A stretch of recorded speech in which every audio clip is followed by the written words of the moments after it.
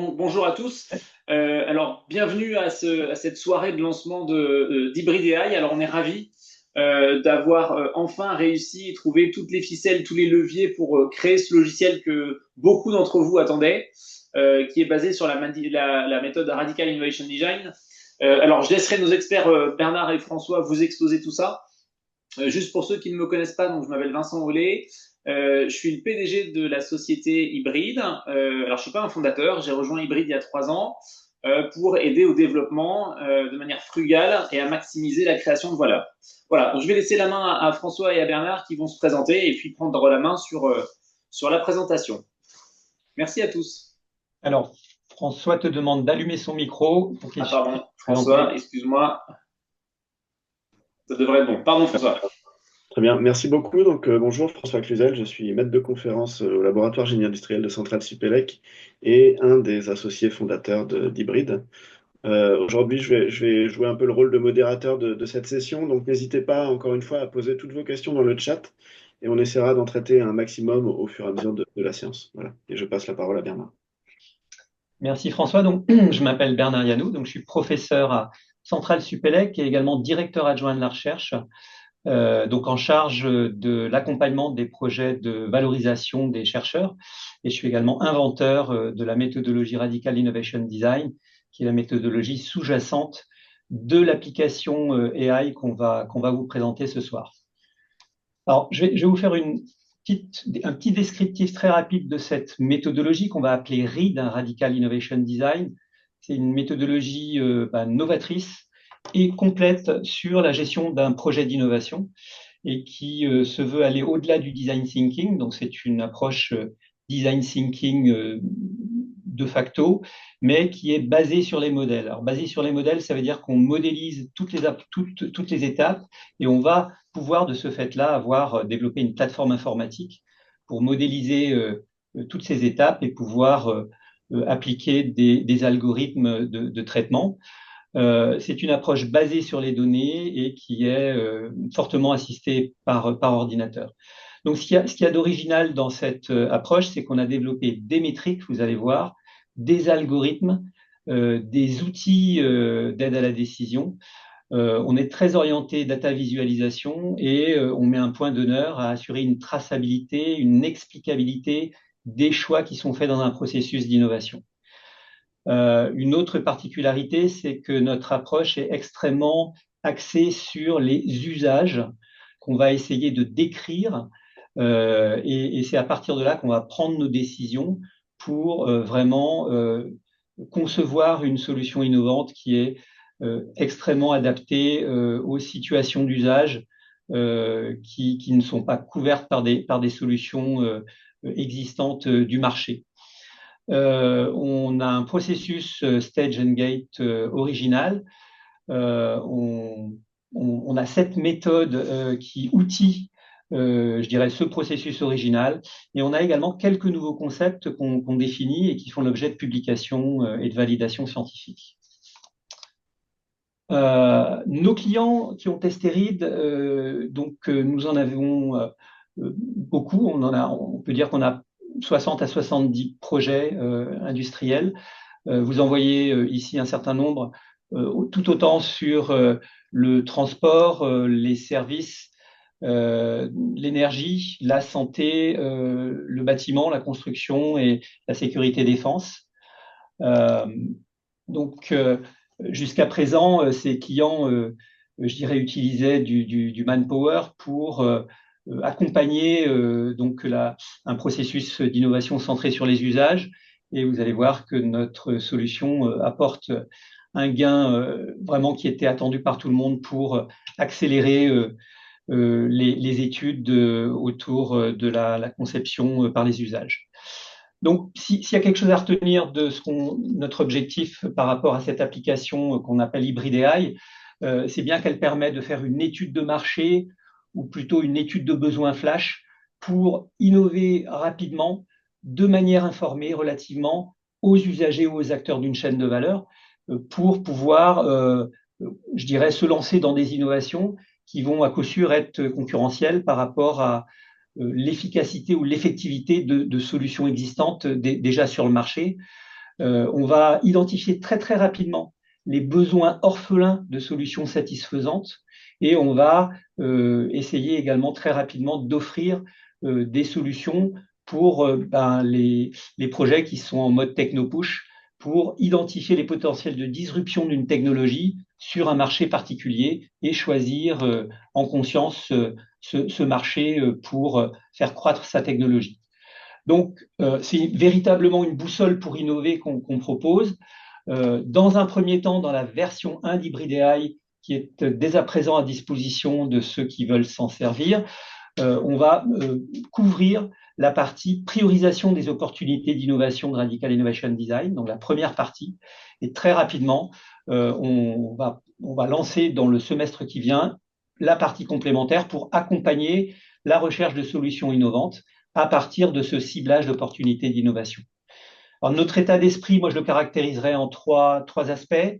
On veut être flexible avec cette plateforme GenAI, d'IA générative.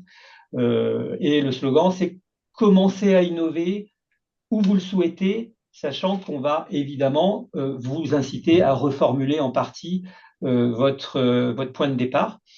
On va essayer également de développer la collaboration des experts d'innovation et de la GenAI, de l'IA.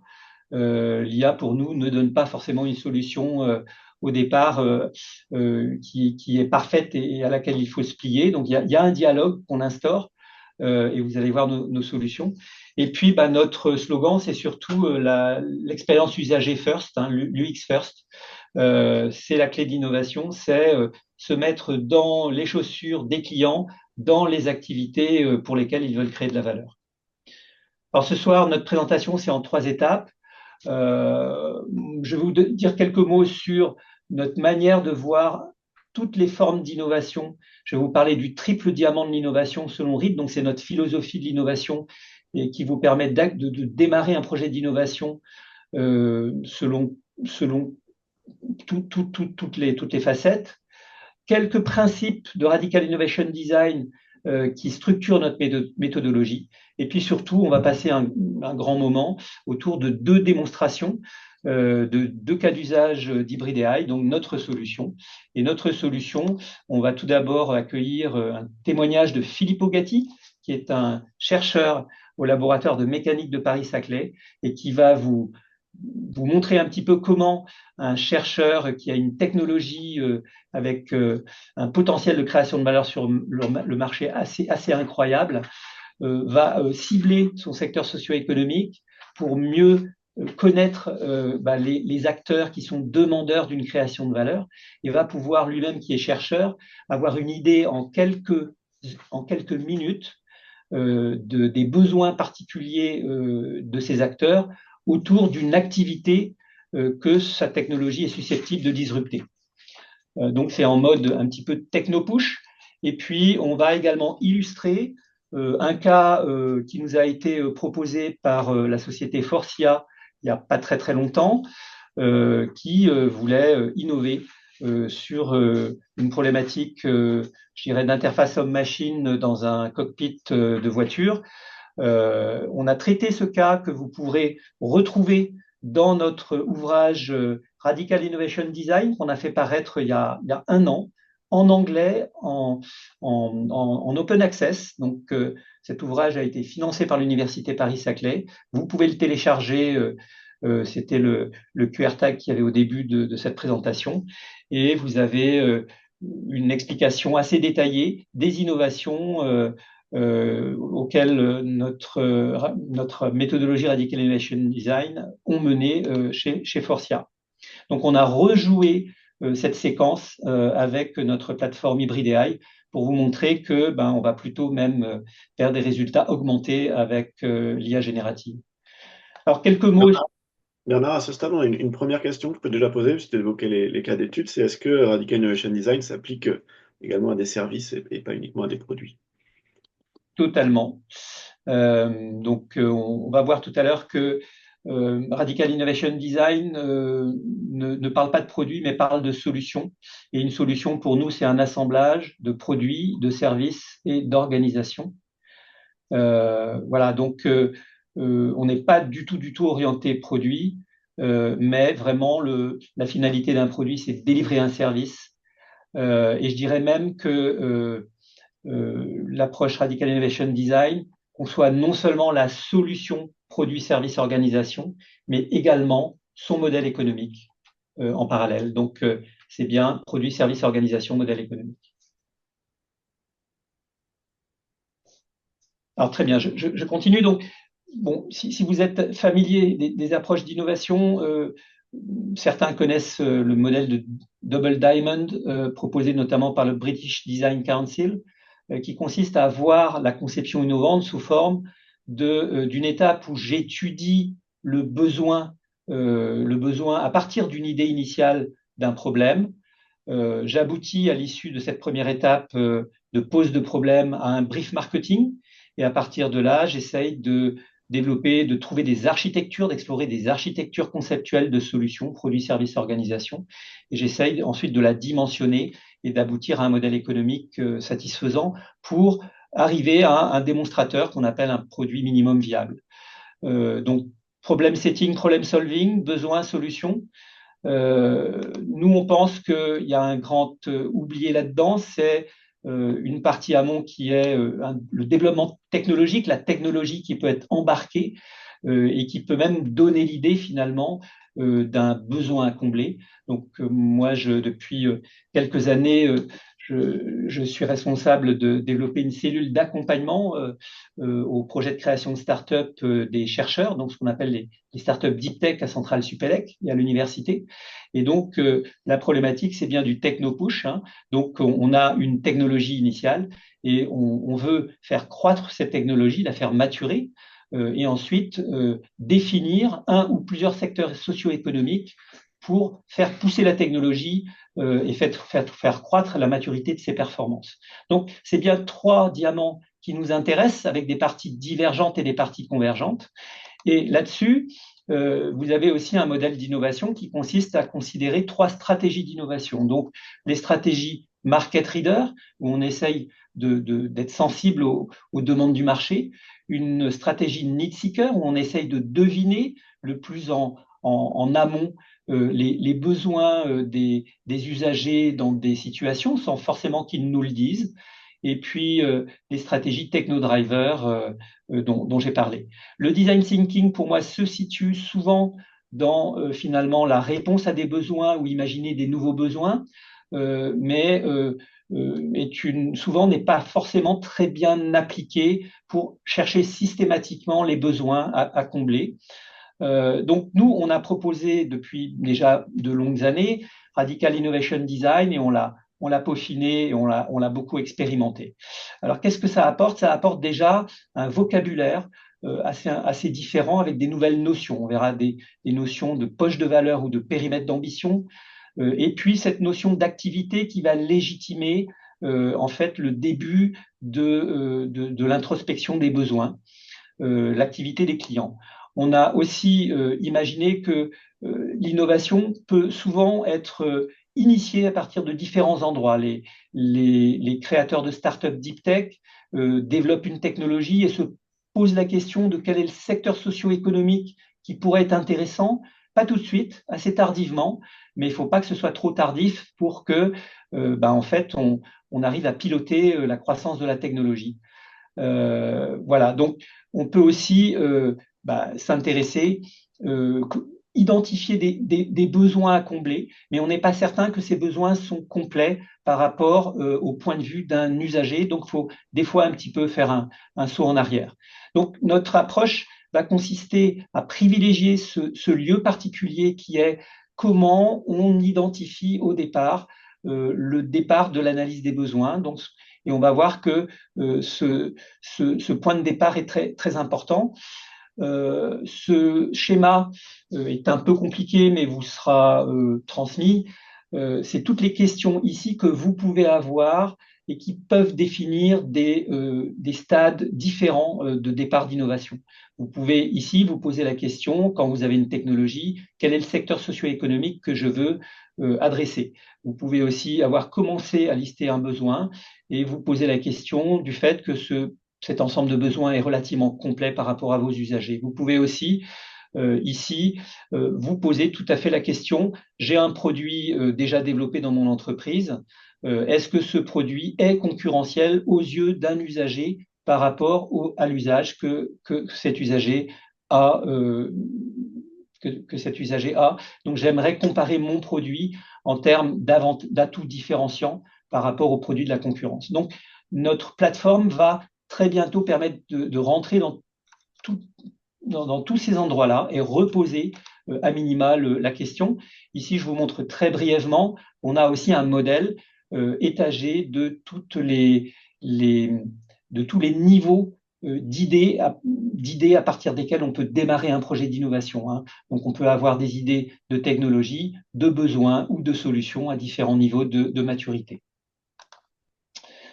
Alors, l'innovation, pour nous, ça devient un processus systématique de création de valeur. Donc, on se range dans ces méthodes systématiques d'innovation qui sont augmentées par l'IA. Ce schéma, ce sont vraiment toutes les étapes importantes d'un processus Radical Innovation Design. Donc, on va en illustrer quelques-unes. Et les questions que vous voyez apparaître sont vraiment les questions auxquelles on répond et qui sont normalement assez parlantes pour les innovateurs. En gras, vous voyez des concepts qui sont outillés dans Radical Innovation Design, qui sont qualifiés et quantifiés.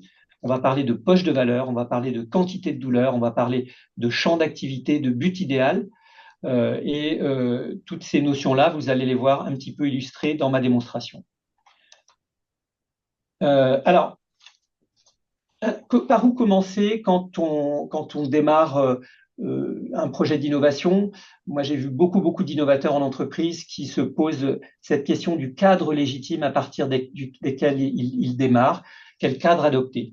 Et là, dans tous les Innovation Labs également, vous avez ce motto que j'ai moi personnellement jamais compris, qui est « il faut penser en dehors de la boîte », sachant qu'on vous définit jamais ce qu'est la boîte. Donc, on vous donne un ordre un petit peu, je dirais, c'est un petit peu contradictoire. Nous, on a pris le contre-pied, on s'est dit, on va avoir une approche système et on va définir les frontières du système au sein duquel il va être intéressant d'innover et en dehors duquel on est sûr qu'on ne veut pas innover parce que ça va toucher à des aspects stratégiques ou c'est pas l'objet de l'entreprise. Donc, on va définir une boîte. Et à l'intérieur, par contre, on va être extrêmement exigeant de tout connaître sur ce qui se passe en ce moment en termes d'usage dans la boîte. Donc, ce qu'on fait en l'occurrence, c'est que cette boîte, ça va être le périmètre d'une activité pratiquée par un certain nombre d'usagers sur un périmètre de pays, de continents. On va définir le centre de cette boîte qui est le but idéal de cette activité. L'idée, c'est d'exprimer quelles sont les conditions avec lesquelles une activité sera idéalement réussie. Et enfin, au sein de cette boîte, on va construire ce qu'on appelle un modèle cognitif de l'activité, c'est-à-dire qu'on va essayer de se faire une représentation la plus complète, précise et fidèle de toutes les situations d'usage en 2025 sur la Terre ou par rapport au marché qui nous intéresse. Donc, on va essayer de construire cette compréhension, ce cerveau, ce modèle cognitif de l'activité. Et on va voir que, évidemment, la GenAI va nous permettre de le faire. Et une fois qu'on aura construit cette compréhension, ce modèle cognitif, on va l'interroger pour ensuite arriver à un brief marketing qu'on va appeler un périmètre d'ambition et qui va être porteur de création de valeur parce que on aura une image extrêmement précise des endroits sur lesquels c'est intéressant d'innover pour créer de l'utilité pour les usagers et de la profitabilité pour l'entreprise. Donc, vous avez compris que ici, Reed va considérer la conception innovante comme l'étude à un moment donné systématique de l'activité au temps présent, de toutes les parties prenantes autour de cette activité, et on va identifier toutes les performances ou les contre-performances de cette activité, et ça, on va le coder dans un modèle cognitif. Alors, on va essayer, par rapport à ce modèle cognitif, de se poser deux questions. Comment formuler des objectifs d'innovation qui sont porteurs d'utilité pour les usagers et de profitabilité pour mon entreprise.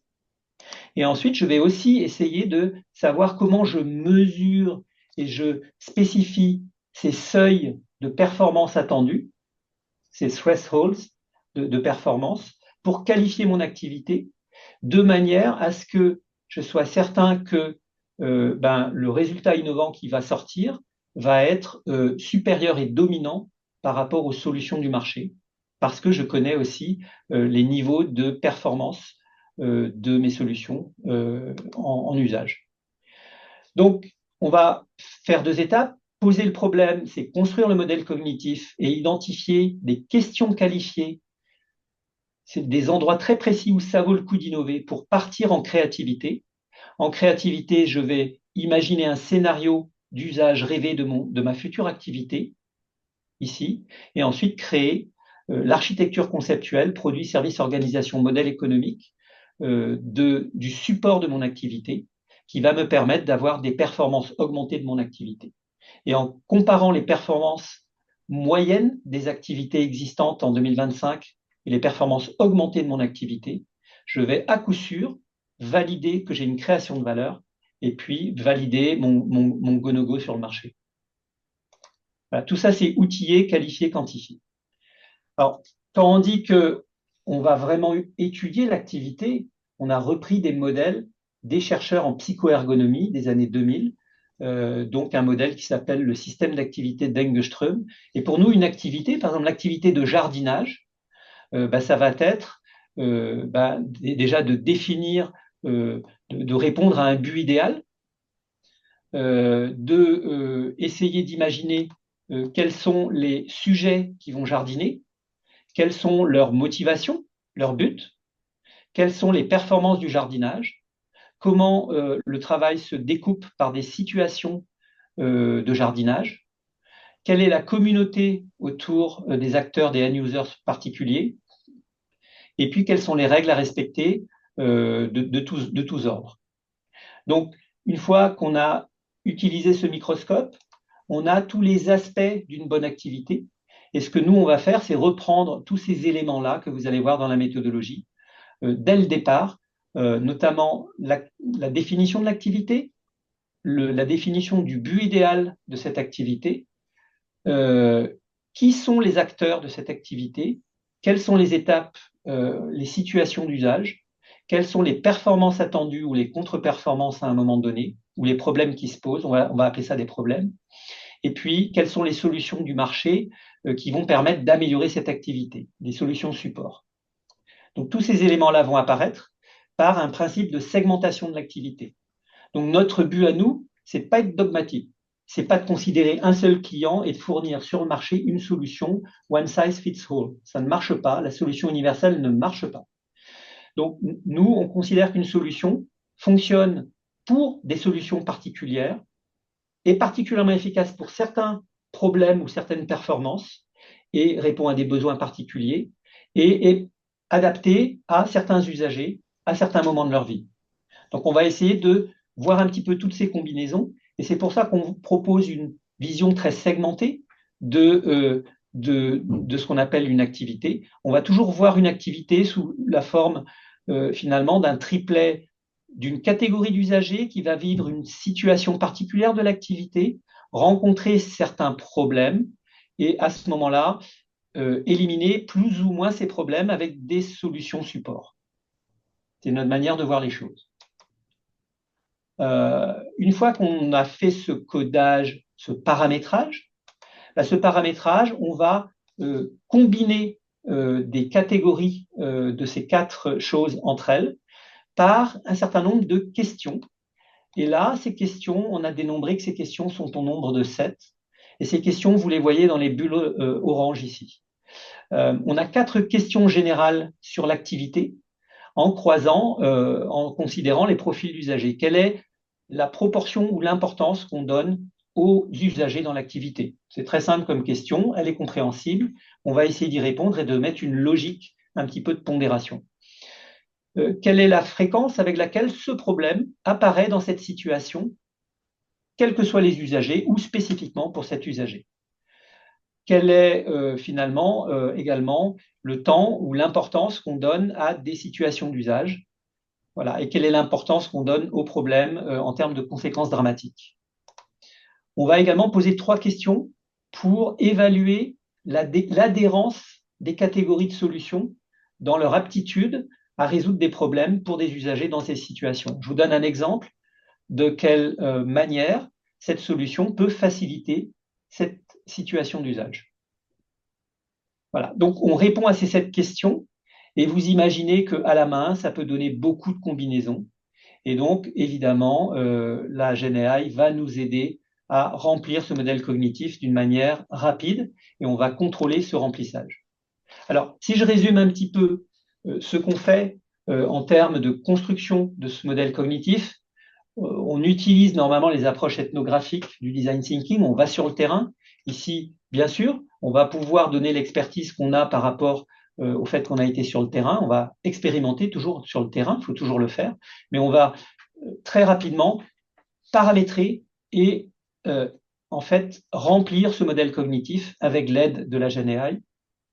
Et puis, on va dans un troisième temps explorer et décider d'un périmètre d'ambition. On va le faire avec 2 outils qu'on va vous démontrer. Le comparateur READ qui va répondre à la question quelle est l'effectivité des solutions existantes pour éliminer des quantités de douleur. On va avoir des indicateurs d'effectivité qui vont nous permettre de réduire l'espace de marché pour réduire un petit peu dans cette pointe de diamant le marché qui nous intéresse et qui vaut le coup, qui vaut le coup d'être adressé. Dans un second temps, on va poser la question de la boussole de l'innovation, vers où je dois aller en créativité, quels sont les problèmes à résoudre qui méritent d'être résolus parce qu'ils sont porteurs de création d'utilité perçue par mes usagers et que ça correspond à ma stratégie d'entreprise. Voilà, donc tout ça, ça va être couvert par Hybrid AI et on va maintenant vous en faire la démonstration. Alors, je reprends mon explication avec le workflow d'Hybrid AI. Dans un premier temps, on va lancer une requête de GenAI à partir du cadrage du projet pour aboutir à un paramétrage du modèle cognitif. Ici, avec des experts de l'entreprise, on va valider ce modèle cognitif ou l'améliorer. Donc, on a un bouclage ici, une collaboration. On fait une deuxième requête de GenAI où on va remplir ce modèle cognitif ici et on va également on va également l'améliorer et on verra que très prochainement, on aura des métriques également de confiance sur ce que nous donne l'IA en termes de résultats. Et enfin, on va appliquer nos algorithmes où là, on va réduire l'espace de marché avec le comparateur READ et puis on va choisir des poches de valeur pour partir en idéation avec des questions de créativité qualifiées. Et on va générer un rapport d'étude en automatique en quelques minutes.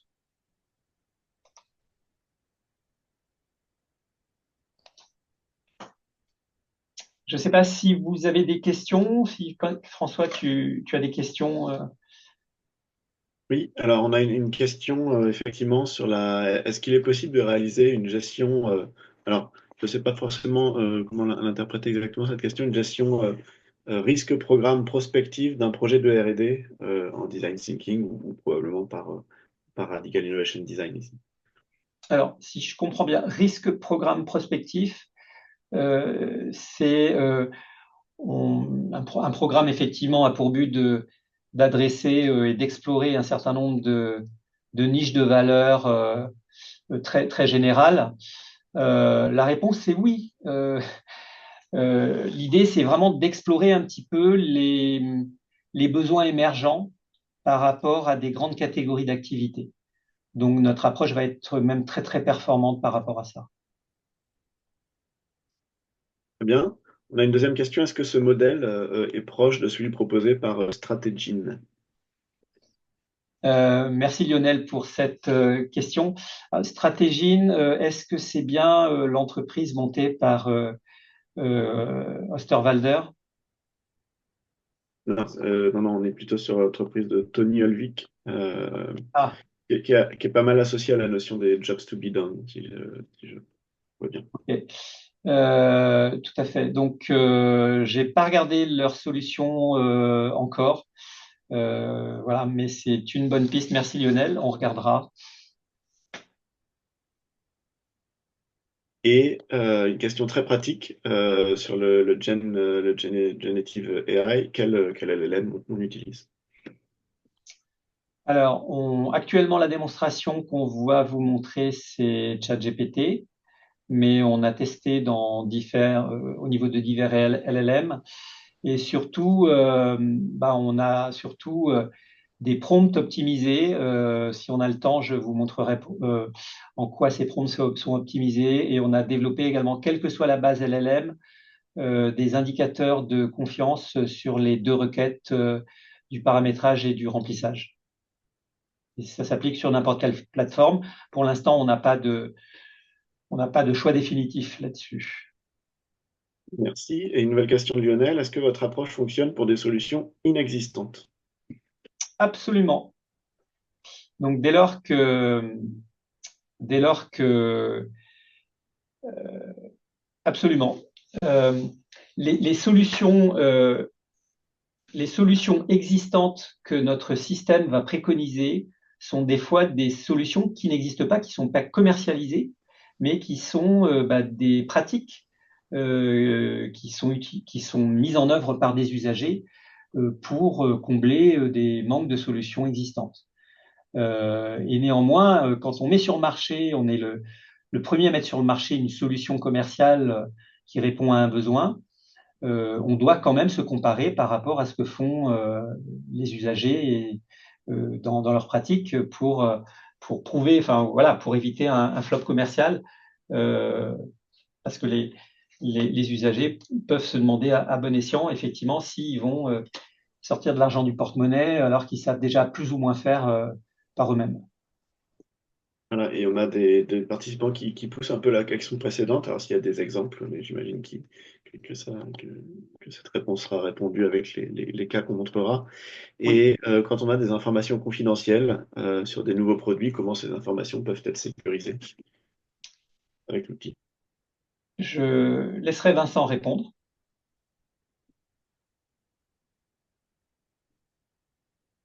Je réallume mon micro, pardon. En fait, c'est très simple. Ici, on fait des analyses de marché.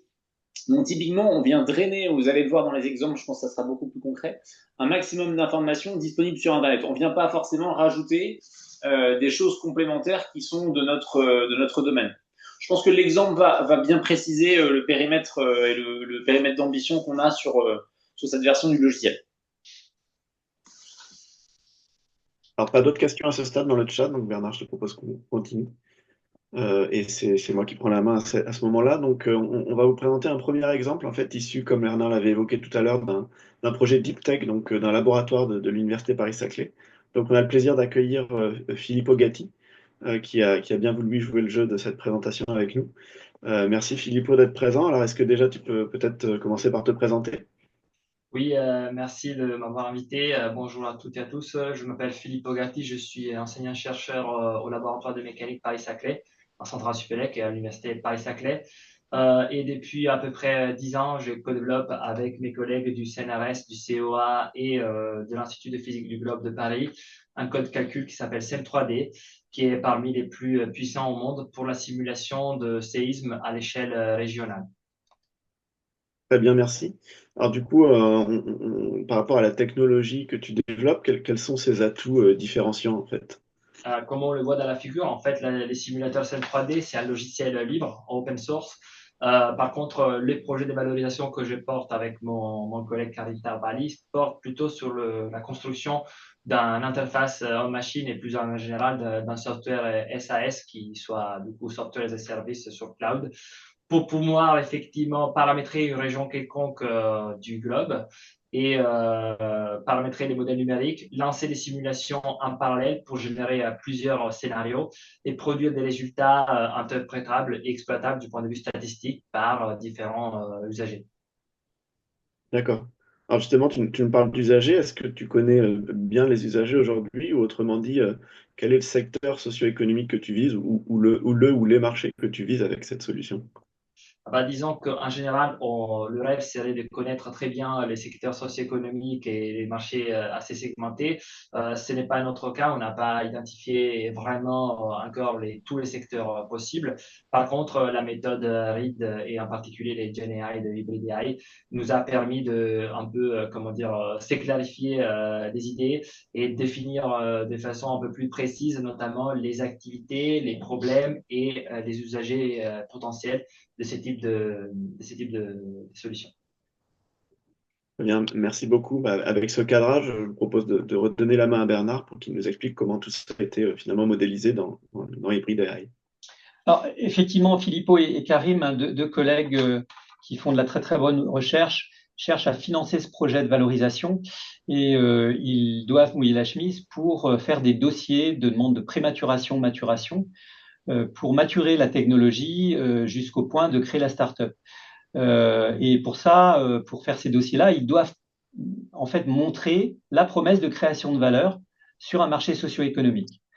Et donc les chercheurs sont bien dépourvus de langage pour décrire finalement ces marchés-là et essayer de montrer que finalement il y a des solutions, des technologies déjà sur le marché, mais qui répondent que très partiellement aux besoins. Donc on a eu cette discussion puisque j'étais auprès de Filippo sur le fait qu'il devait définir l'activité en fait, pour laquelle sa technologie avait un potentiel de disruption. En l'occurrence, ici, il n'y a pas eu tellement de discussion, mais puisque l'activité est assez unique pour cette technologie, mais je vais laisser Filippo commenter ici cette activité. Et vous voyez cette phrase-là, c'est la seule qu'on va rentrer dans l'outil de GenAI. Mais par contre, elle a été vraiment sculptée pour vraiment exprimer quelque chose qui est neutre et qui caractérise tous les acteurs qui vont travailler autour. Filippo? Oui, effectivement, c'est le résultat d'une réflexion assez longue qu'on a menée. Et du coup, l'idée, c'était de rester simple et synthétiser un peu l'activité dans, en gros, l'estimation et la création d'un modèle de risque sismique pour une région donnée, ainsi que les possibles pistes de réduction de ces risques et de management des solutions. Tout ça, par contre, basé sur des simulations numériques, donc basées sur la physique du problème. Alors, je vais poser la question. Donc, effectivement, qu'est-ce que pour toi une activité qui est idéalement menée par rapport aux acteurs hein, de cette activité? Et là, on a passé aussi 2 bonnes heures à essayer de caractériser très simplement l'idéalité vers laquelle on devait converger. Oui, du coup, le rêve serait de rendre ces types de simulations sismiques basées sur la physique accessibles notamment aux ceux qui s'occupent de modéliser ces types de catastrophes, donc les secteurs NatCat, et aussi, comment dire, celles qui prennent des décisions en termes de management du risque sismique à l'échelle d'une région ou d'un pays, par exemple. Donc, avec ces 2 phrases, en fait, on les met dans notre système Hybrid AI, vous allez le voir. On appuie sur un bouton et on a un résultat absolument non trivial qui se cascade dans les 3 étapes que j'ai montrées, les 2 requêtes de l'IA et les algorithmes READ derrière. Mais on peut aussi, vous savez bien, on peut aussi donner quelques pistes à l'IA pour que le résultat soit moins trivial. Donc ici, on peut compléter en tant qu'expert des choses qu'on sait existantes sur l'activité en termes de caractéristiques de l'activité de simulation et de management des risques sismiques. Voilà, donc il y a un certain nombre de commentaires qui sont réalisés et qui ont voilà que moi j'ai pris à la main et que j'ai rentré pour que l'IA nous donne des résultats un peu plus performants. Donc là, c'est vraiment libre, mais on peut aussi s'en passer. Alors, je vous fais tout de suite la démonstration de ce projet-là. Donc, je quitte ma présentation et je vais sur mon bureau pour activer Hybrid AI que je lance.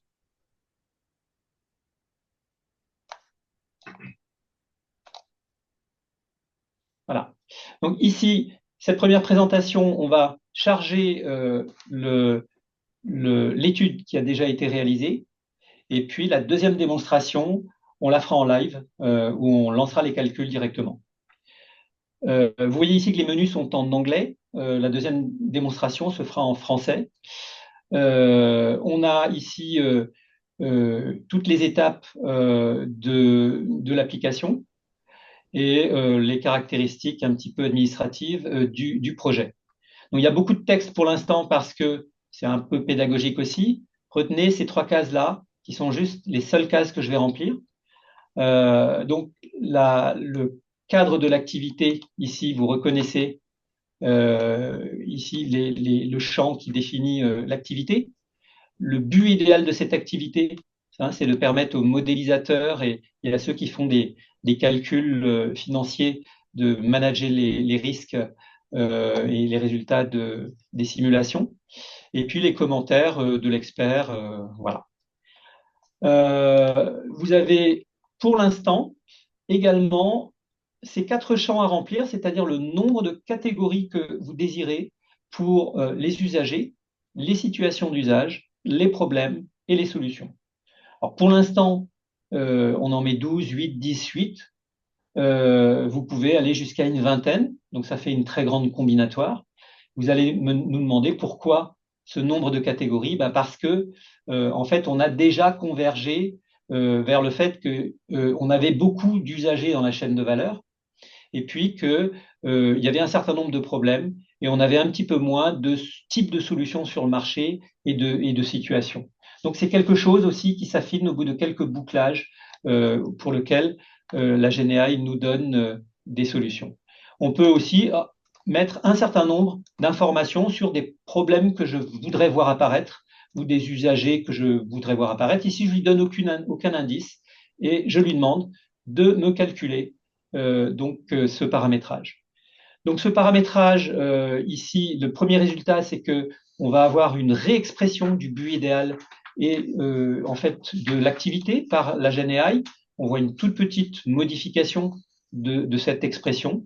Et puis surtout, on va avoir un certain nombre de catégories d'usagers qui apparaissent, de situations d'usage, de problèmes rencontrés, de solutions existantes. Alors on va rentrer dans un peu plus de détails. Et ma question à Filippo, c'est est-ce que ces catégories d'usagers correspondent aux problèmes que tu connais relativement bien, notamment, et on va lui demander la définition. On demande à la GNI de nous fournir les explications. Donc, vous voyez en première ligne ici, dans Insurance Underwriters, la définition de cette catégorie, et on a demandé également en quoi ces usagers ont un intérêt particulier dans l'activité. Est-ce que, Filippo, tu pourrais nous commenter un certain nombre de catégories qui ont attiré ton attention? Oui, bah, d'une part, je trouve effectivement ces 2 premières catégories, Insurance Underwriters et Reinsurance Analyst, assez évidentes dans les cadres de l'activité que je propose. Par contre, le GenAI a su aussi m'identifier des catégories que je ne vais pas forcément formaliser moi-même. Donc, notamment, si tu descends un peu vers un juste, il y a la catégorie de Civil Engineers, donc les gens qui viennent de génie civil. Moi, je pensais qu'ils allaient être moins intéressés par ce genre d'outils parce que voilà, c'est une activité qui est beaucoup plus liée effectivement à des codes pour la construction des bâtiments. Et pour ce qui concerne les catastrophes models, effectivement, c'était un peu une définition que je n'avais pas forcément identifiée au préalable. Et pour le coup, effectivement, le HybridAI assume bien le définir. Et puis, on a effectivement les NGO qui sont du coup un acteur auquel je n'avais pas du tout pensé. Notamment, je n'avais pas du tout pensé à quel est leur intérêt à ces points de vue-là. Et donc, apparemment, effectivement, c'est l'idée de pouvoir non seulement faire de la communication sur les risques sismiques, mais aussi essayer d'allouer des ressources pour pouvoir aider les régions de la Terre qui sont moins protégées du point de vue parasismique. Et enfin, la catégorie de real estate, qui est assez intéressante parce qu'effectivement, on y avait pensé, mais pas dans tous ces détails-là. Donc, on ne savait pas effectivement quel aurait pu être leur intérêt. Très bien. Alors, sur les situations d'usage, quels sont les différents moments de l'activité qui sont ici relatés? Oui, alors à nouveau, il y en a plein. À nouveau, il y en avait certaines qui étaient assez claires, comme policy pricing. Effectivement, c'est pour les cas de grands portfolios qu'il faut assurer, ou en tout cas, il faut gérer le risque. Disons que ce qui est intéressant, c'est les urban development et land use planning, pardon. Donc la deuxième catégorie, parce que s'identifie aussi un questionnement par rapport aux pays, voilà, surtout je pense à l'Europe, où effectivement sont assez denses, les villes, et donc il faut pouvoir construire ou réaménager des quartiers. Et c'est là, prendre en compte les risques sismiques. Une autre catégorie qui est un peu en bas, oui, c'est infrastructure investment et asset management. Ça, j'y avais pas forcément pensé, puisque je ne voyais pas forcément comment dire, le marché, qui étaient les acteurs effectivement impliqués. Et c'est Hybrid AI qui m'a proposé ces types de situations. On n'a pas le temps de toutes les commenter, évidemment. L'objectif, c'est de valider chacune des catégories avec l'expert, voire après, il y a des problématiques de modélisation de granularité. On peut demander à l'IA d'assembler deux catégories, de faire apparaître une nouvelle catégorie. Donc, il y a vraiment une collaboration dans la modélisation du problème. Alors, sur les problèmes rencontrés, rapidement aussi. J'ai juste un truc à dire ici, c'est ce que je n'avais pas pensé forcément, c'était la difficulté d'intégrer decision making processes. C'est un peu plus en bas. Voilà, là, ouais, voilà. Ici. Donc, effectivement, en faisant pas partie d'une entreprise, en travaillant à l'école, je n'avais pas forcément préconisé le fait que, même si ma solution était la meilleure au monde, l'intégrer dans les processus et aussi dans les logiciels qui existent déjà n'est pas forcément si simple. Donc, probablement, c'est un point d'attention qui m'a été suggéré par l'IBDI. Donc, on voit ici et on a pu remarquer en rejouant des études passées qu'on avait fait à la main, que finalement notre solution Hybrid AI a vraiment une vision système en se positionnant par rapport aux usagers de l'activité. Et ça, c'est une très bonne surprise. Voilà, donc on a, on a vraiment des réponses de très très bonne qualité. Les solutions existantes du marché, on a demandé 8 catégories. Oui, justement, certaines catégories étaient assez, comment dire, pour moi évidentes. En tout cas, je les avais préconisées, mais des solutions qui m'ont aussi conforté, c'est par exemple Cloud-Based Simulation, qui est un peu l'idée qu'on a aussi dans nos projets, donc de porter ces types de solutions sur cloud. Elles existent, mais on verra plus tard qu'elles sont pas forcément, comment dire, à l'ordre du jour pour toutes les entreprises qui travaillent, notamment dans l'assurance. Donc, ça, effectivement, on a fait un tour très rapide de la génération du paramétrage. Passons à l'étape de remplissage. Alors, le remplissage, ça va demander typiquement 3 à 4 minutes en ce moment pour comment dire, un problème qui est de taille relativement importante. Donc, au niveau de la complexité algorithmique, on est vraiment satisfait. Et ici, alors c'est une première version, hein, donc on a un certain nombre ici de résultats qui vont nous permettre d'explorer ce modèle cognitif. Donc, vous avez ici une représentation graphique de ce modèle cognitif. Ce modèle cognitif, c'est ce qu'on rentre dedans pour représenter l'activité telle qu'elle est menée à un moment donné. Est-ce que, Philippot, tu pourrais éventuellement nous commenter ce tableau-là? Alors, ce tableau exprime la fréquence avec laquelle un problème apparaît pour un usage, quels que soient les usagers. Et on a une échelle d'intensité ici. Vert, c'est très fort. Rouge, ici, c'est très faible. Donc, finalement, un problème apparaît de manière intense dans une activité quand c'est vert foncé.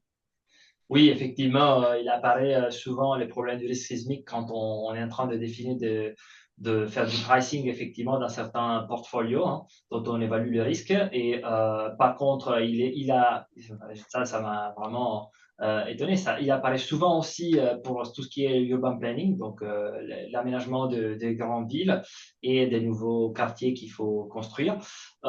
Puis il y a aussi, bon, dans l'activité scientifique, c'est là effectivement est assez récurrent. Et ce qui par contre ne semble pas être fréquent, c'est la dernière colonne, donc la contrainte coût, que pour moi était en effet, mais je m'ai trompé probablement, était un facteur assez fréquent, alors que ce n'était pas. Donc, voilà, pour reformuler un petit peu ce que dit Filippo, on voit que dans la phase de Urban Development and Land Use Planning, ici, on a ici un concern, c'est-à-dire que on a l'inadaptabilité de la solution à donner des résultats précis relativement au site. C'est une préoccupation très importante. Donc, on est capable ici de décoder, quand on est un expert, effectivement, l'intensité des problèmes dans des situations particulières. On va avoir toutes ces cartes-là en croisant toutes les dimensions, ce qui va permettre de se rendre compte qu'on a bien modélisé le problème. Alors, je pense que il y avait également, finalement, on peut voir que ce modèle cognitif, on peut aussi voir pour ici, on va voir le même résultat spécifiquement pour le catastrophe modeleur, c'est-à-dire finalement la catégorie d'usagers qui va modéliser et simuler cette simulation sismique.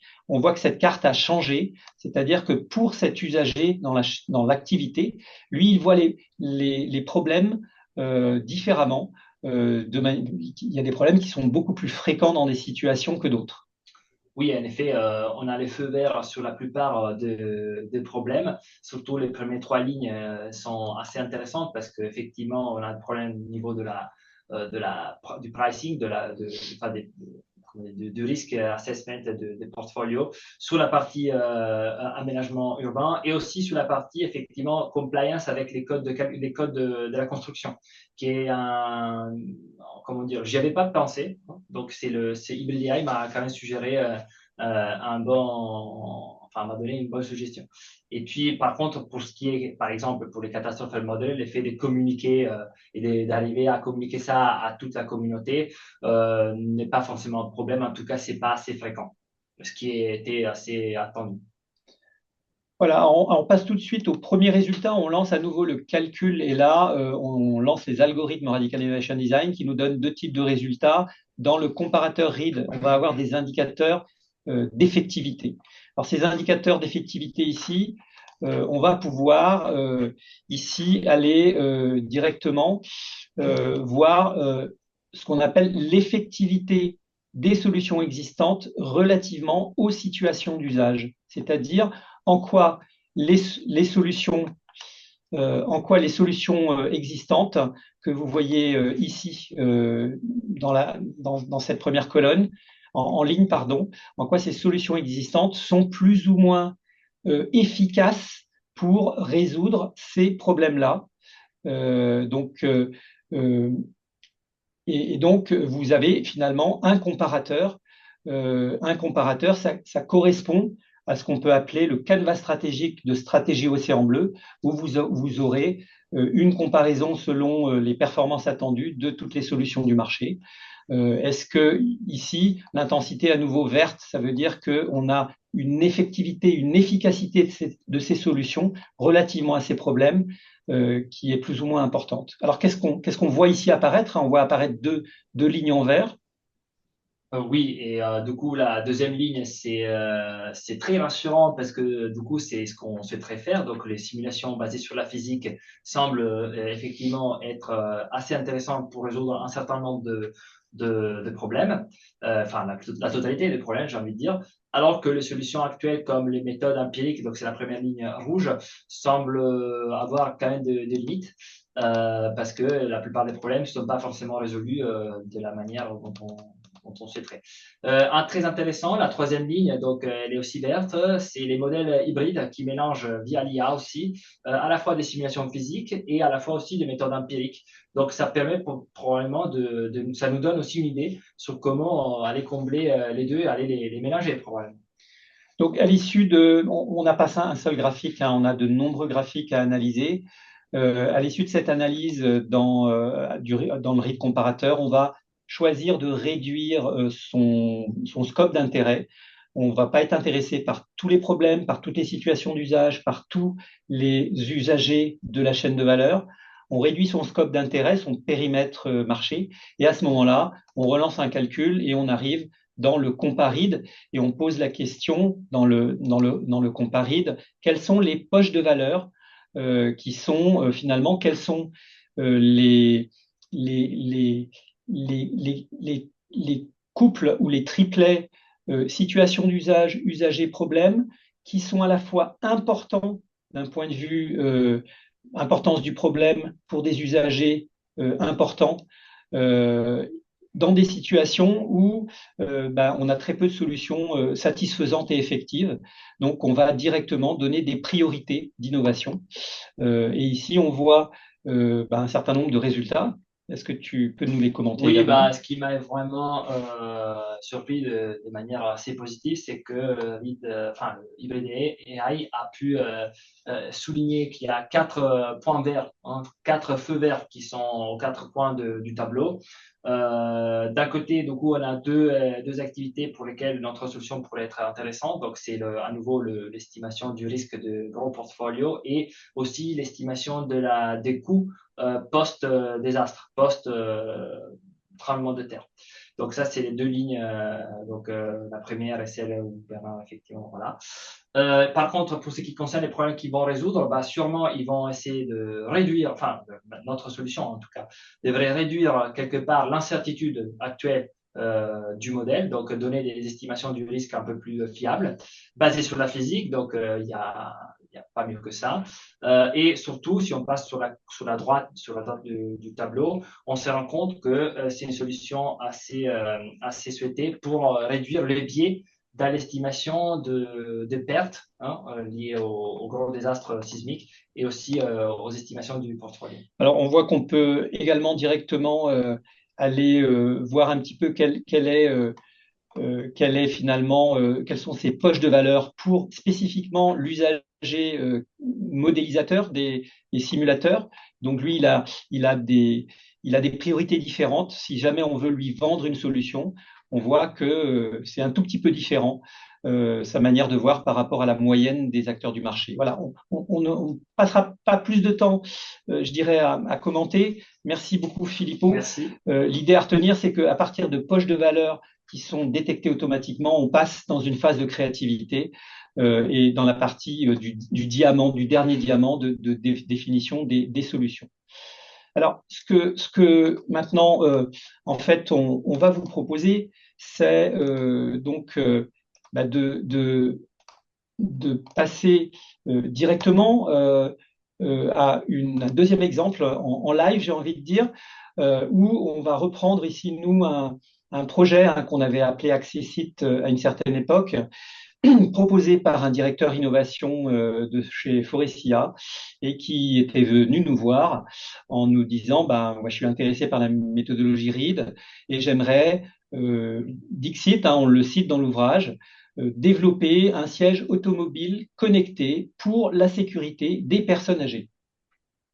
Alors, on voit tout de suite que cette formulation est très orientée vers une solution, le fait que le siège soit connecté, et on n'a pas forcément, à part safety qui est assez vague, on n'a pas la motivation des besoins des personnes âgées qui sont prises comme dans leur globalité. Donc on a reposé le problème, et vous pourrez voir sa résolution dans l'ouvrage notamment, et on arrive à expliciter un besoin idéal qui est prévenir, soulager, rassurer les personnes âgées comme des conducteurs en tant que conducteurs ou passagers avant, pendant et après un voyage en voiture. Donc c'est un idéal pour avoir une activité, je dirais, correcte. Alors, je vous montre directement comment on fait ça. Et je vais me permettre donc de faire du coupé-coller au niveau de l'usage de Radical Innovation Design. Et donc, on va ici revenir au début. On va passer en français. Et là-dessus, je vais directement créer une nouvelle étude. Dans cette nouvelle étude, je vais lui mettre un nom, sinon il ne va pas être content. Donc, on va appeler ça conduite éventuellement, conduite senior. Et je vais directement aller définir le champ de l'activité. Alors, le champ de l'activité, on a vu que c'était ici, je le mets en français, c'est la conduite de voiture ou l'accompagnement du conducteur pour un senior qui conduit encore, le senior, ou qui ne peut plus conduire. Pourquoi? Parce que les non-clients sont aussi extrêmement intéressants à considérer pour développer une solution qui permet d'être une vraie solution pour les personnes âgées qui ont arrêté de conduire parce qu'elles sentent qu'elles sont dangereuses. Le but idéal, on va pas le toucher, on va le conserver ici. Prévenir, soulager, rassurer les personnes âgées en tant que conducteurs ou passagers avant, pendant et après le trajet en voiture. Et puis ici, soit on met rien, soit moi je me suis dit finalement quel est le twist de l'innovation, c'est que on peut observer à l'heure actuelle que l'aménagement d'une voiture et l'IHM du poste de conduite sont surtout conçus pour des personnes en pleine possession de leurs moyens ou pour des familles, alors que les acheteurs de voitures neuves ont une moyenne d'âge de 54 ans pour le premier achat et de 62 ans en moyenne pour l'achat des voitures, ce qui est assez extraordinaire. Voilà, donc je mets simplement le nombre de catégories. Alors, ce qui est intéressant ici, c'est que on avait ici fait cette étude du nombre de catégories. Et on avait cette étude, on avait pris une catégorie de profil d'usager à la main, 17 catégories de situations d'usage, 8 de problèmes, 13 de solutions existantes. Pour Hybrid AI, on va conserver le nombre de situations d'usage et de solutions existantes et on va essayer de voir si elles sont similaires ou pas. Et puis, on va augmenter le nombre de catégories d'usagers et puis augmenter le nombre de problèmes pour voir s'il nous trouve des problèmes corrects et si ça vaut le coup d'avoir différents points de vue par rapport à des usagers différents. On passe de 2,5 mois d'études à 1 heure d'étude. Alors, on va directement lancer les calculs. Donc, ici, je mets 5 catégories, 17, 12 et 13. Et je me permets de lancer les calculs. Donc, ce qu'on a eu comme résultat, c'est une réexpression de l'activité et du but idéal ici. Imaginez concevoir dans une logique d'innovation radicale des solutions qui préviennent, soulagent et rassurent les personnes âgées conductrices pendant, après et après, avant, pendant et après leur trajet en voiture. Et on voit les 5 catégories d'usagers qu'on avait demandé apparaissent. Donc, les seniors autonomes actifs, les personnes âgées encore dépendantes avec un rythme de vie dynamique, qui ont des déplacements fréquents, ils utilisent souvent leur voiture, etc., vont faire leur activité. On a les seniors dépendants à domicile qui ont du mal à reprendre leur voiture ou ne la reprennent plus. Mais finalement, on n'a pas caractérisé que les usagers auxquels on s'intéressait vivaient nécessairement en autonomie. Donc, l'IA nous propose également des seniors résidant en institution qui évidemment n'auront pas leur voiture à proximité, et également, on va dire, les aidants ou proches accompagnateurs et les personnels professionnels du secteur médico-social qui vont véhiculer les personnes âgées dans des situations différentes pour des rendez-vous ou pour également les accompagner dans des loisirs. Donc, on a ici des catégories d'usagers différents dans cette problématique de véhiculer des personnes âgées, qu'ils soient les conducteurs ou pas de l'activité. Les situations d'usage, on en a demandé beaucoup, et là on se rend compte que on a ici la conduite quotidienne pour aller faire des courses ou des activités, l'accompagnement chez le médecin, les voyages ou trajets longs, les transferts institutionnels, les sorties ponctuelles de loisirs, trajets nocturnes, épisodes de conditions météo difficiles, déplacements imprévus, urgences, la mobilité partagée, le covoiturage, l'accompagnement par un proche. Et puis, on a donc en fait des situations dans lesquelles on se déplace. Et enfin, on a un certain nombre de situations dans lesquelles c'est des situations de conduite. Par exemple, entrée et sortie du véhicule, parking et stationnement, gestion des objets et bagages, qu'on soit conducteur ou passager, ou attente prolongée dans un véhicule. Donc, ce sont des situations, réglage du poste de conduite, qui sont plus en rapport avec l'aménagement du cockpit. Donc, on a 2 types de situations, les grandes situations de voyage et puis les caractéristiques autour de la voiture. Enfin, vous voyez dans les problèmes rencontrés, on a du stress de la somnolence, du déclin cognitif, de la baisse de vision, des problèmes de mémoire, mais aussi des problématiques beaucoup plus de gestion du cockpit sur donc la recherche d'objets ou le sentiment d'isolement, etc. Des solutions existantes, il y en a aussi bien d'un point de vue produit, véhicule adapté ou modulable, mais aussi d'un point de vue ou ergonomie du poste de travail.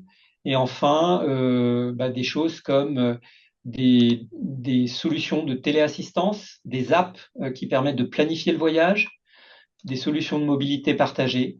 Et on va avoir également un certain nombre de solutions qui sont des solutions d'ADAS, d'aide à la conduite, et également pour sortir automatiquement, rentrer dans le véhicule, des fauteuils pivotants, des choses de ce type-là. Donc des solutions de tout type. Voilà. Alors, là, Bernard, je pense qu'on a une question qui parle un petit peu de ça. C'est est-ce que ici, finalement, l'outil nous a identifié des services proposés localement, par exemple par la mairie, la région, etc. Donc, j'ai l'impression que dans certaines solutions existantes, ça peut y correspondre, effectivement. Alors, s'il n'y en a pas, On a des services d'accompagnement humain spécialisés, par exemple, juste au-dessus. Un petit peu plus haut. Voilà, donc ici, offre de covoiturage, minibus pensé pour les seniors, encourage la mobilité, réduit l'isolement. Donc, ça peut effectivement faire partie de services proposés par des collectivités ou une maison de retraite. Si on veut faire apparaître cette catégorie, on retourne dans ici la partie définition du problème. On va dans cette partie-là solution et on suggère ici donc intègre la solution ou les solutions proposées par les mairies. Voilà. On lui dit simplement ça et on régénère le paramétrage et il va nous rajouter cette solution. Alors, quand maintenant on lui demande de faire son calcul donc de remplissage de modèles cognitifs, je vais très rapidement essayer de vous montrer un certain nombre de résultats de la manière d'appréhender l'activité à un moment donné. Donc ici, ce qu'on peut voir ici, on va passer dans un mode radar que vous n'avez pas vu. Ce mode radar va ici nous permettre d'aller caractériser globalement quel est le lien entre quelle est la fréquence des problèmes. On voit ici apparaître des problèmes, déclin cognitif, baisse de la vision, etc., dans des situations d'usage. Donc, on va pouvoir, par exemple, caractériser comme problème, je ne sais pas quels sont les problèmes, je dirais, qui sont des problèmes liés aux articulations et à la baisse de la vision et la fatigue prolongée. Donc, on va pouvoir ici voir pour les problèmes d'articulation. Ici, on le fait apparaître particulièrement. On voit que ça apparaît particulièrement fréquemment lors de l'entrée et la sortie du véhicule, lors des déplacements imprévus ou en urgence, et où ça peut apparaître dans les transferts d'institutions quand on va à l'hôpital, si on va pas à l'hôpital pour rien. Et puis les problèmes de fatigue prolongée apparaissent dans les voyages ou trajets longs, ou dans les déplacements imprévus ou urgences. Ou lorsque on fait une sortie ou dans un environnement inconnu. Voilà. Donc en fait, on voit que l'IA ne pondère pas, ne distribue pas de manière évidemment complètement aléatoire l'apparition des problèmes dans les situations d'usage. Bernard, j'ai une question qui me semble intéressante de poser maintenant, c'est sur justement l'origine de ces données. Alors que ce soit pour remplir le modèle ici, pour croiser les dimensions comme les usagers et les problèmes, ou plus tard dans le calcul de l'effectivité, est-ce que c'est des données purement issues du LLM, de l'IA, ou est-ce qu'on va aussi chercher des données plus spécifiques qu'on peut fournir à l'outil? Alors, très très bonne question, excellente question. Donc, alors actuellement, ce qu'on fait, c'est nous on a testé et on est bien au courant de toutes les techniques de prompting. Donc les techniques de prompting pour les IA génératives. Typiquement, on a la technique du document feeding zero shot learning qui consiste à ancrer le modèle sur un certain nombre de documents qu'on va fournir. Donc, vous aurez la possibilité dans une version 1.1, c'est-à-dire dans quelques semaines, de pouvoir rentrer des documents ou des sites Internet que vous savez particulièrement intéressants, ou vous pourrez demander à l'IA d'aller vous donner la liste des en fait, documents qu'il aura trouvé, que cette IA aura trouvé, ou sites web, et que vous pourrez même prioriser, voire cribler, sélectionner, si ça vous apparaît fiable. Et on a d'autres techniques, hein. Les techniques RAG sont extrêmement également pertinentes dans cette recherche de documents, et d'autres techniques ont été testées. Ces techniques ont été testées avec des degrés croissants de niveau d'intensité. Et on a fait ce qu'on appelle un plan d'expérience pour savoir quelles étaient les bonnes combinaisons avec lesquelles on voulait utiliser ces techniques. Et on a trouvé que dans certains types de problèmes, on devait intensifier certaines techniques de prompting pour avoir des meilleurs résultats. Donc, dans un mode expert, on vous laissera jouer avec ça. Dans un mode non expert, on va nous-mêmes monter en compétence sur le paramétrage interne des promptings en fonction des types de problèmes qu'on détecte. Merci. Puis une question, je pense, très, très simple à répondre. Est-ce qu'il existe un graphe qui permette d'identifier les interactions entre problèmes? Oui. Oui, c'est quelque chose qui va venir. On a plein d'analyses qui sont en fait des analyses qui vont arriver très rapidement. Je vous montre une fonctionnalité qui va apparaître. C'est ce qu'on appelle les graphes de dominance entre solutions. C'est-à-dire que vous voyez ici typiquement que vous avez ici des solutions qui dominent totalement d'autres solutions. Alors ici, bon, les flèches doivent être inversées en l'occurrence, il y a un petit bug logiciel, mais ces solutions sont dominantes totalement pour vis-à-vis de toutes les situations d'usage. Donc on va trouver quelque chose qui est extrêmement intéressant, qu'on trouve un peu aussi dans la stratégie Océan Bleu, c'est-à-dire vous pouvez avoir une solution qui va être extrêmement intéressante par rapport à certaines situations d'usage et qui va dominer toutes les autres, par contre, qui ne va pas du tout être dominante sur les problèmes en général. Donc, on va avoir des analyses, des graphes d'analyse de dominance qui vont être très puissants pour les gens qui sont habitués au marketing stratégique.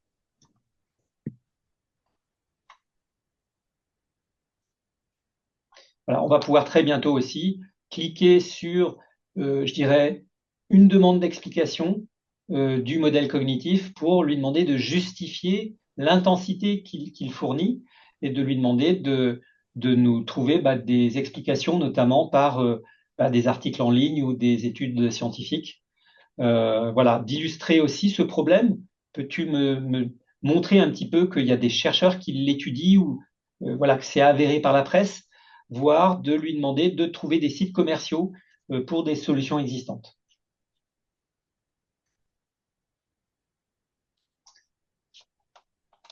Voilà. Alors si on revient là-dessus, on a la possibilité d'inverser les données, c'est-à-dire ici de beaucoup plus analyser. Vous voyez qu'on avait les solutions avant, maintenant on a les problèmes qui sont dans le radar, et on voit ici les situations d'usage qu'on va pouvoir étudier. On voit par exemple typiquement que sur les voyages relativement longs, on a des problèmes qui apparaissent fréquemment, la baisse de la vision, la fatigue prolongée ou la somnolence, etc., relativement à d'autres types de situations. La conduite quotidienne pour les courses ou les activités, on voit que les peurs relatives aux autres usagers subsistent, mais les difficultés à comprendre ou utiliser les technologies embarquées sont moins fréquentes, etc. Donc, on peut vraiment bien comprendre ce qui se passe et interroger le système. Alors, on va lui demander un petit peu les résultats maintenant qu'il va nous donner pour vraiment arriver à cibler ce périmètre d'ambition avant de démarrer le développement de solutions. Donc ici, on lui pose la question de quelle est globalement ce qu'on appelle l'effectivité globale des solutions. Donc on voit ici toutes les solutions qui ont été proposées. Toutes les solutions qui ont été proposées, des véhicules adaptés ou modulables, etc.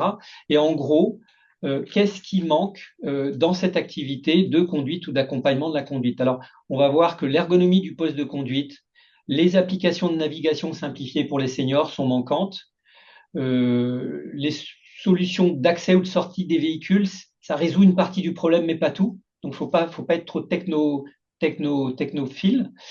Et on peut encore faire des progrès sur les systèmes de repérage et d'orientation simplifiés pour les personnes âgées et les solutions de téléassistance en conduite. Voilà, donc on a une vision globale.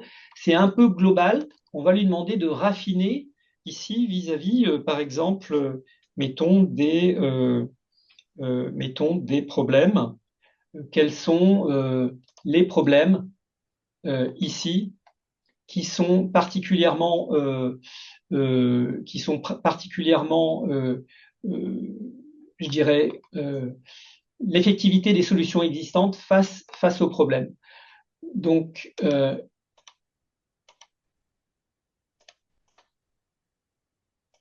voilà, par rapport au déclin cognitif ou attentionnel, par exemple, on peut voir que les ADAS ici sont particulièrement efficaces.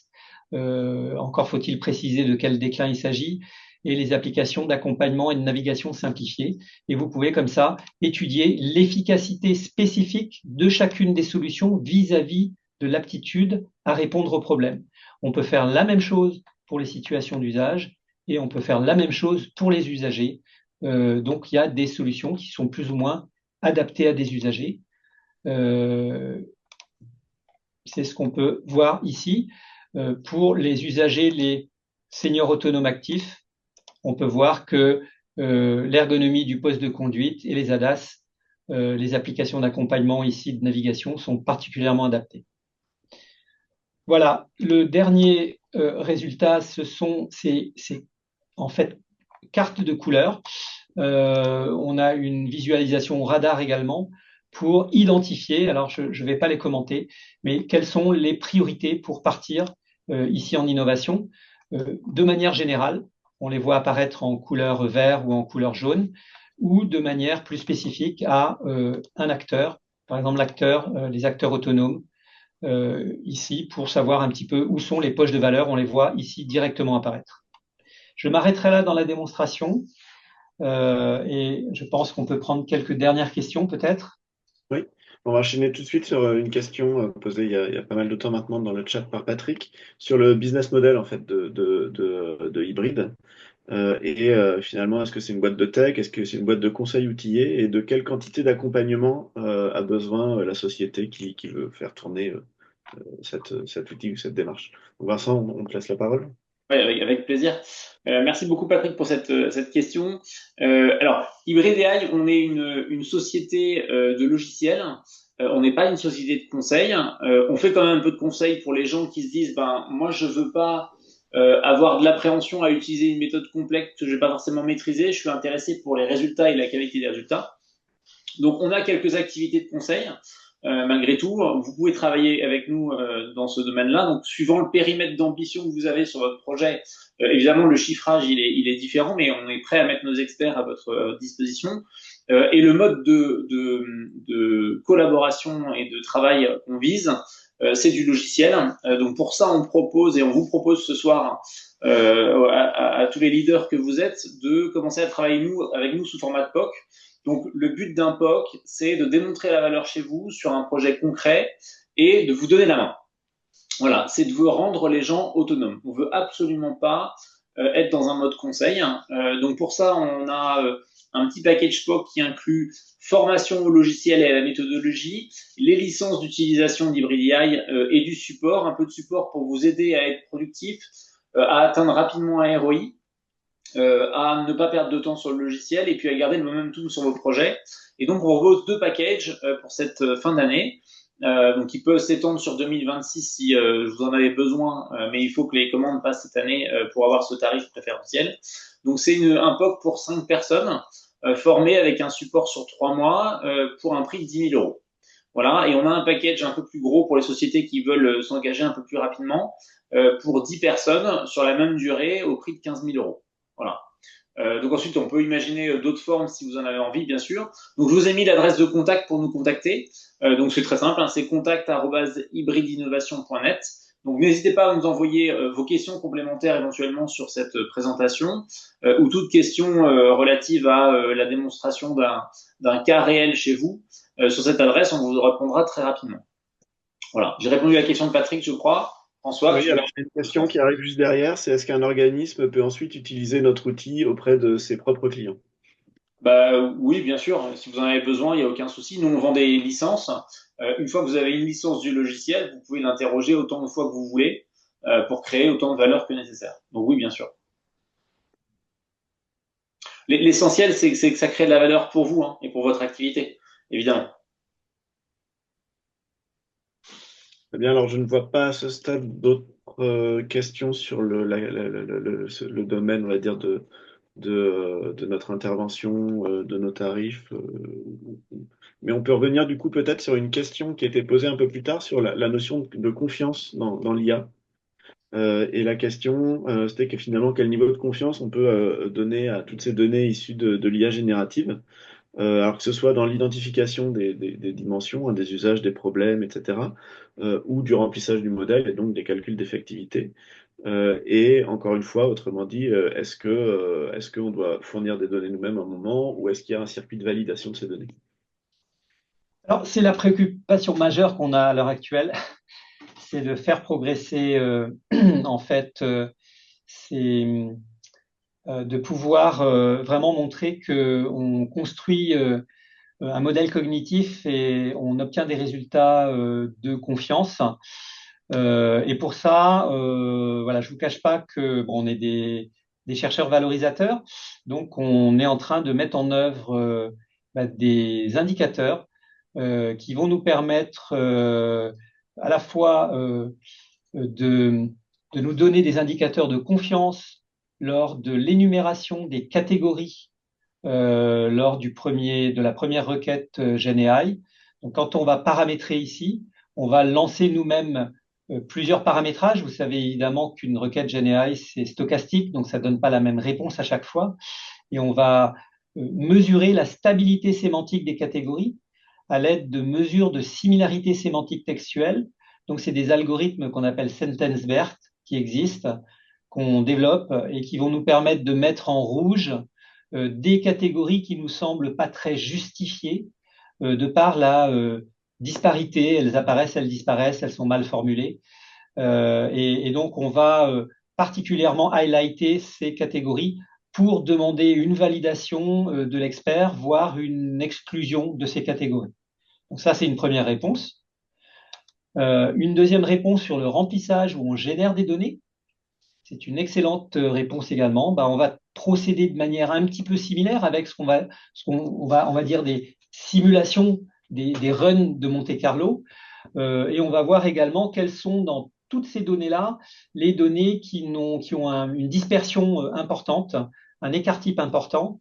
Et de ce point de vue-là, et avec d'autres conditions que je vous révèle pas ici, on va mettre, c'est pareil, un warning sur un certain nombre de données et on va même conseiller parfois de les remplir à la main parce que parfois des choses sont mal documentées évidemment sur Internet et ce sont des technologies émergentes, des choses extrêmement particulières en termes de perception des usagers que seuls des experts peuvent nourrir.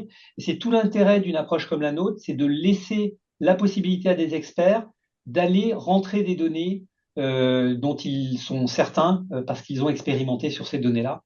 Et donc, voilà, c'est notre philosophie de permettre d'identifier, et c'est l'IA aussi qui va vous aider à identifier les endroits où l'IA n'est pas très, très bonne. Merci Bernard. Je pense qu'à ce stade, on a abordé toutes les questions qui étaient posées dans le chat. Donc, sauf s'il y a des dernières questions, je pense qu'on va pouvoir clore aussi cette session, puisqu'on s'était donné 1 heure et demie et qu'on y est. Merci à tous en tout cas. Tu veux rajouter quelque chose? Merci à tout le monde. Et puis, on est à votre service pour échanger avec vous et faire des démonstrations avec vous et travailler avec vos équipes. Merci. Merci beaucoup. Merci à Bonne tous. soirée. À très bientôt. Bonne soirée. Au revoir.